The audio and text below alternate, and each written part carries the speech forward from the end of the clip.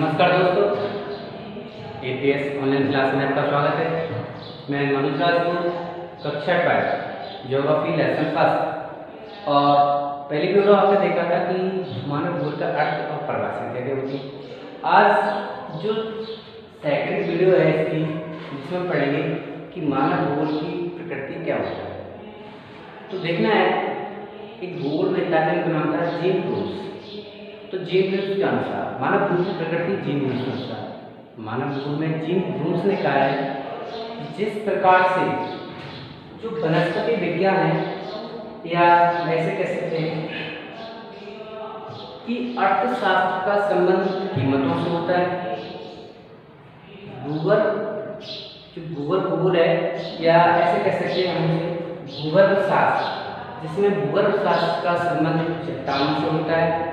उसी प्रकार जीव विज्ञान का संबंध जीवों से होता है, और वनस्पति शास्त्र का संबंध पेड़ पौधों और उसकी वनस्पति से होता है, और इतिहास का संबंध समय से होता है। क्लियर? उसी प्रकार से भूगोल का जो संबंध है, केंद्र बिंदु है, वो होता है स्थान। जो भूगोल का जो केंद्र बिंदु होता है, जो संबंध होता है, वह किससे होता है? स्थान से होता है। दोबारा से ध्यान दें, यहाँ भूगोल का जो संबंध है, भूगोल का संबंध किससे है?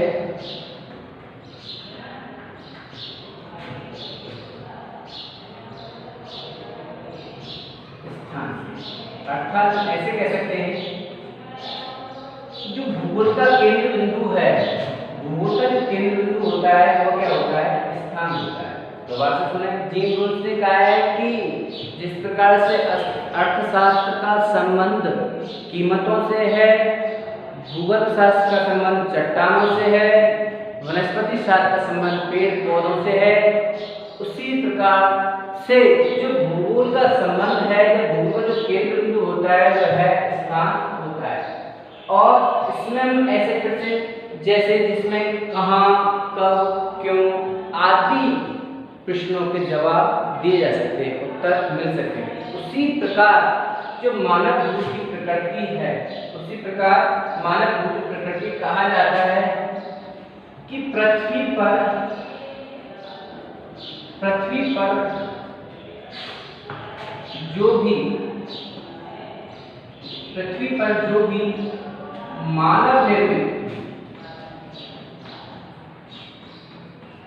जो भी मानव निर्मित दृश्य दिखाई देते हैं,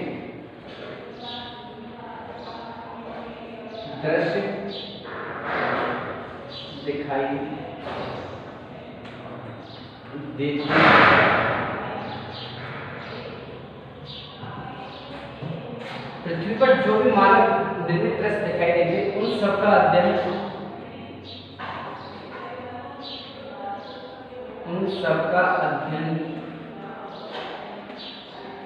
कहाँ किया जाता है? हाँ, उन सबका अध्ययन कहाँ किया जाता है? मानव भूगोल में। बिल्कुल सही, मानव भूगोल में किया जाता है।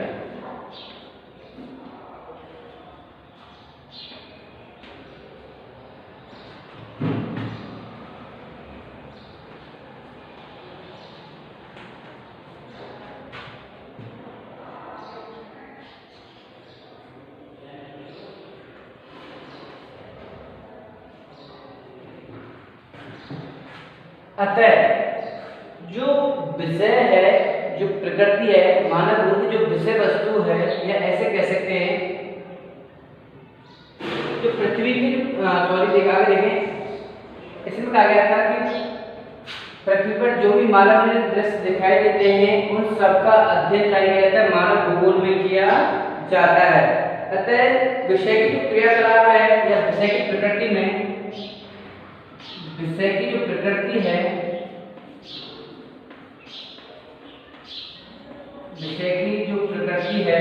उस प्रकृति में हम क्या करेंगे? प्रकृति में मानवीय क्रियाकलाप मानवीय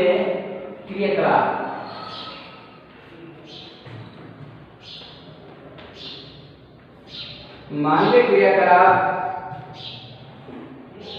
केंद्रीय बिंदु हैं। मानवीय क्रियाकलाप केंद्रीय बिंदु हैं। दोबारा से सुने।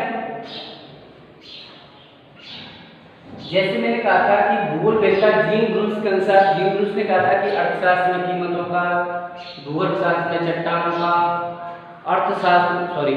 वनस्पति शास्त्र में प्रकृति का, जीव शास्त्र में जीवों का, इतिहास में समय का। उसी प्रकार से भूगोल में जो केंद्र बिंदु होता है वह होता है अपनी स्थान। तो उसी प्रकार से उसने कहा था कि मानव भूगोल की जो प्रकृति है, जिसमें इसका संबंध देखें जो प्रकृति है, उसमें कहा था कि पृथ्वी पर जो भी मानव निर्मित दृश्य दिखाई देते हैं उन सब का अध्ययन मानव भूगोल में किया जाता है। तो इसलिए कहा गया था कि जो विषय की प्रकृति है, मानव भूगोल की जो प्रकृति है, इस प्रकृति में मानवीय क्रियाकलापों को केंद्र बिंदु माना जाएगा। मानव ने जो भी किया है वह क्या होता है केंद्र बिंदु। इसके इर्द गिर्द ही हम इसका अध्ययन करते रहते हैं। ये कहलाता है मानव भूगोल की प्रकृति। क्यों कि कहा जाता है इसलिए कि मानवीय क्रियाकलापों का जो विकास हुआ है वह कैसे हुआ है, कहाँ हुआ है, कब हुआ है, आदि सवालों का आंसर हम भौगोलिक दृष्टिकोण से दे सकते हैं। दोबारा से सुने।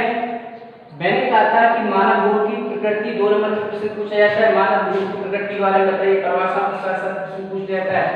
तो प्रकृति में क्या है, बस आपको ये देखना है कि मैंने दोबारा से एक बार बोल रहा हूँ, ध्यान से सुने।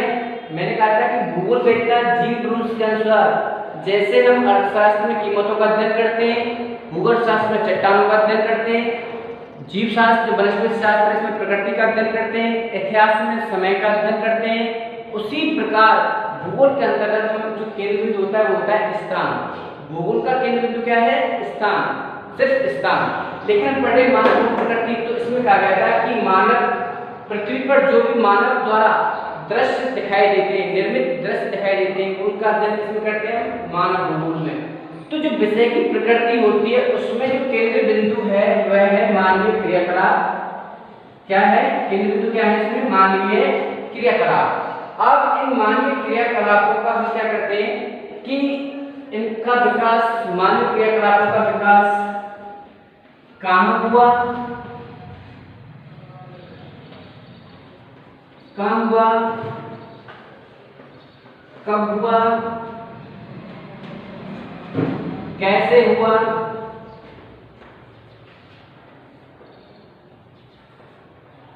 आदि प्रश्नों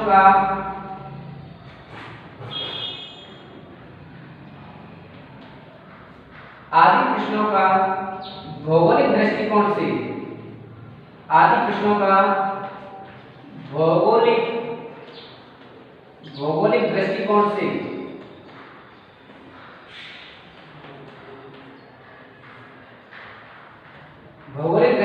से इन प्रश्नों का उत्तर दे सकते हैं। और जब इन प्रश्नों का उत्तर देते हैं वही कहलाते मानव भूगोल की प्रकृति। तो शायद हो सकता है कि मैंने समझाने की अच्छी कोशिश की और आपने समझना भी चाहा होगा और समझ में आ भी गया होगा।